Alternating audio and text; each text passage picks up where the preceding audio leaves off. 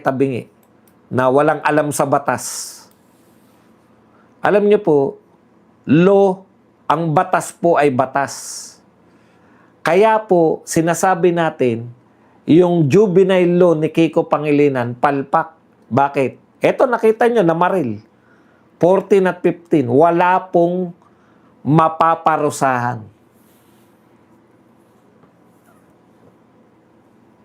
Wala pong mapaparusahan. Yung 14 anyos, walang criminal liability. 14 anyos eh.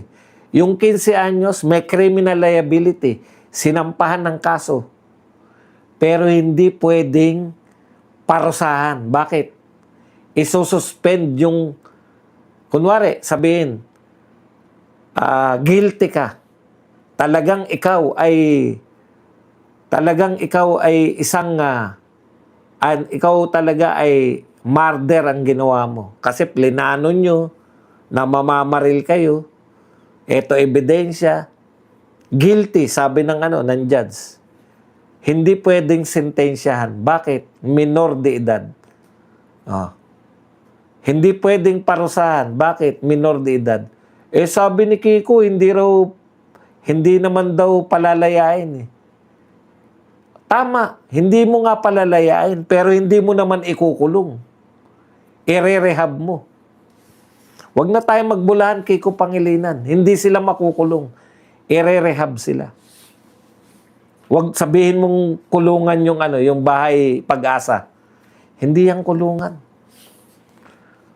Ngayon, may magagawa ba tayo? Law is law. Batas ay batas. Iiyak. Nakikidalamhati tayo sa mga biktima. Pero yan yung batas ni Kiko Pangilinan. Kaya nga dapat amyendahan yung batas na yan. Di ba? Dapat amyendahan yung batas na yan. Siguro ang amyenda lang dyan, kung ayaw nyong makulong kasama ng mga hardened criminal, yung mga bata, magtayo na sariling kulungan for juvenile sa mga minor de edad na tinatawag. Magtayo ka ng sarili mong kulungan. Ngayon, kasi batas yan eh. Ngayon, hindi naniniwala si Tabi. Sabi po, baliko na talaga ang pag-iisip ni BP Sara. Bakit sinabi to ni Tabi? Baliko. Si BP Sara pa sinabihan na baliko. Okay.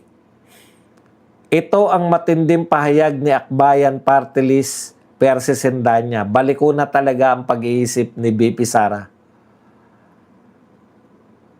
Tungkol po sa depensa ng kampo ni Vice President Sara Duterte na ang kanyang kontrobersyal na pahayag ay saklaw umano ng freedom of expression.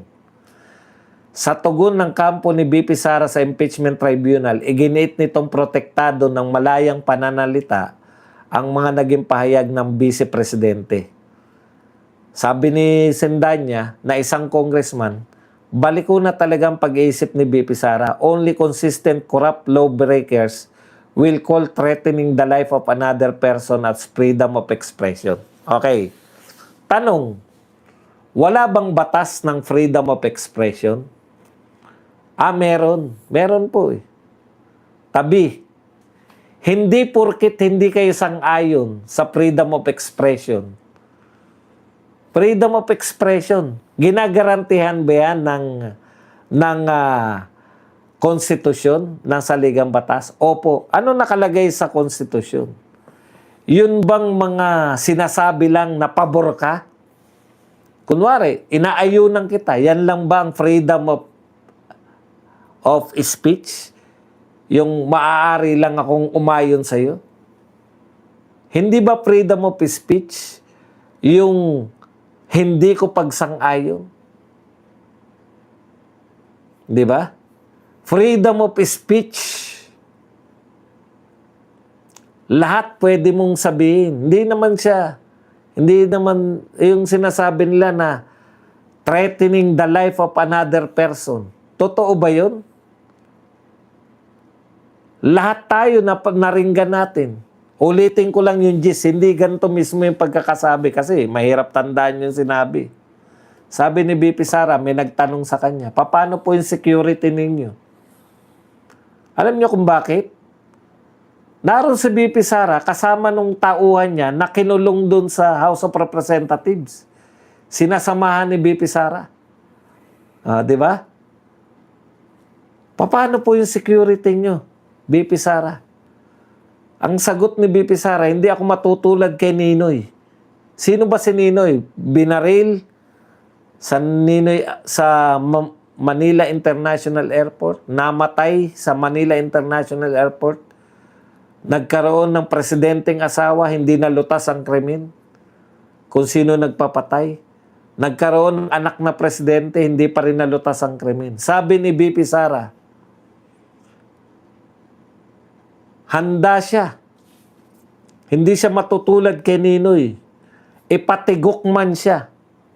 Siya po ay kumontak na. Pag siya tinigok, may titira dyan kay BBM, kay Martin, at saka kay... Anong hindi mo maunawaan doon, Tabi? Anong hindi nyo maunawaan? Yung mga kumukontra. Mapapatunayan nyo ba na si BP Sara ay trinete niya? Ang ganda na ng bigay na halimbawa dyan ni Congressman Bong, ano na nga yun si Congressman Bong ng Quezon City? Ano na nga apelyido ni Bong? Kilala niyo yan si Bong. Suntay. Congressman Suntay. Ano sabi ni Congressman Suntay? Pinagnanasahan niya. Pinagnanasahan ni Bong Suntay si Ann Curtis.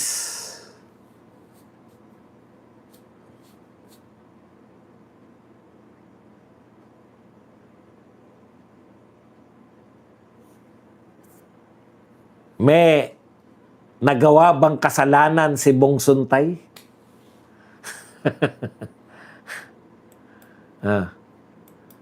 Yan yung sinasabi natin eh. Pwede yun, wag mo lang gagawin. Magkwentuhan kayo. Kunwari ako, nagsabi ko, malagihay na ako, umiinom tayo. Pre, pag nakipag-inuman sa akin niya si Ann Curtis, talagang ko yan eh. Sinabi ko yung gusto kong gawin sa kanya. Makukulong ba ako dahil sa sinabi ko na yun? Hindi. Kasi hindi ko naman ginagawa eh. Pag ginawa ko yun, yan. Pinagnasa... Yan yung sinasabi natin na mayroong freedom of speech. Hindi naunawaan niya nito ni Tabi. Kaya sa tingin niya, baliko ang pag-iisip ni BP Sara. Hindi siya nagtetreten. In fact, sinasabi niya na hindi nila magagawa sa akin yung ginawa nila, yung ginawa kay Ninoy Aquino. Kung sino man ang gumawa nun kay Ninoy, hindi nila magagawa sa akin dahil tukoy ko na kung sino magpapatigok sa akin. Yung tatlo. May kondisyon yun.